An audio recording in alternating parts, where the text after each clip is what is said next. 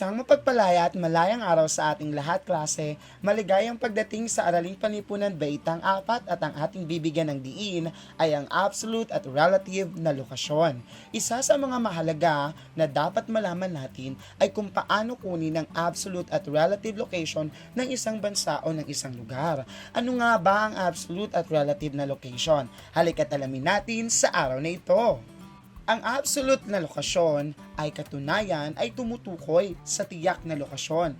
Ibig sabihin, ito raw ay patungkol sa eksakto at spesipikong lokasyon ng isang lugar. Karaniwan, upang makuha natin ang absolute location ng isang lugar ay gumagamit tayo ng latitude at longitude upang matukoy ang isang eksaktong kinalalagyan ng isang lugar. So, paano ba natin makukuha ang eksaktong lugar ng Pilipinas? Paano natin makukuha ang eksaktong kinalalagyan ng bansang Amerika?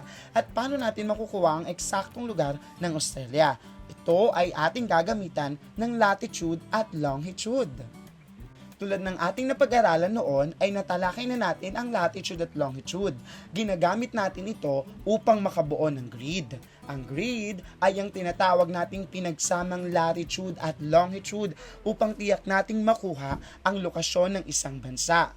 Ito ay kinakailangan upang malaman natin na ang bawat numerong ating gagamitin sa paggamit ng imahinasyong mga linya ay makatutulong upang malaman natin ang kinalalagyan ng espesipikong bansa.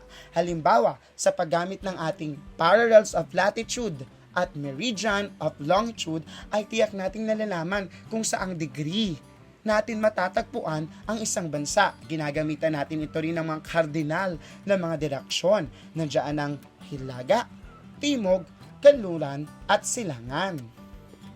Halimbawa, ang Pilipinas. Matatagpuan natin ang absolute na lokasyon ng Pilipinas sa pamamagitan ng paggamit ng grid. Sa katunayan, kapag ginagamit natin ng grid, ang Pilipinas ay nasa pagitan ng 4 degree 23 at 21 degree 25 hilagang latitude. At ito naman ay nasa 116 degree at 127 degree silangang longitude. Sa pamamagitan ng grid ay natukoy natin ang absolute na lokasyon ng Pilipinas.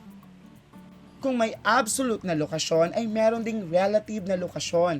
Kanina, pag sinabi nating absolute na lokasyon, ito'y tumutukoy sa espesipikong kinalalagyan ng isang bansa o ng isang lugar. Samantala, ang relative na lokasyon ay tumutukoy sa posisyon ng isang bansa o lugar batay sa kanyang mga katabing bansa o lugar o pook. So, madaling salita, ito lamang ay tumutukoy sa mga karatig ng mga bansa o mga neighborhood countries. Ito ay hindi detalyado tulad ng absolute location sapagkat ang kinukuha lamang natin dito ay ang relatibo, ibig sabihin yung mga malalapit na mga bansa, lugar sa isang bansa.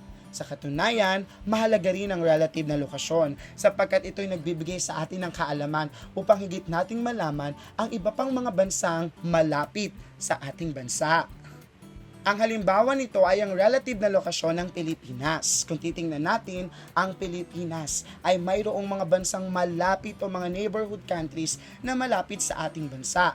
Titingnan nating mabuti, ito'y maaring nasa forma ng katubigan o nasa forma ng isang bansa. Halimbawa, ang Pilipinas ay nasa karagatang Pasipiko sa silangan at ang nasa west naman natin o kanluran ay ang Philippine or West Philippine Sea. Samantalang sa hilaga ay nariyan ang Basi Channel at sa timog naman ay ang Celebes Sea sa timog.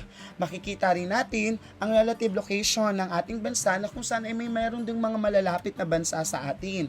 Nasa timog natin ang Indonesia, nasa kanluran naman natin ang Vietnam at nasa hilaga natin ang China o ang Taiwan.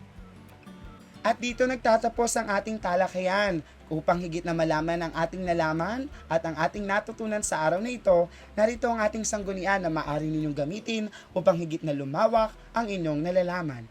Paalam!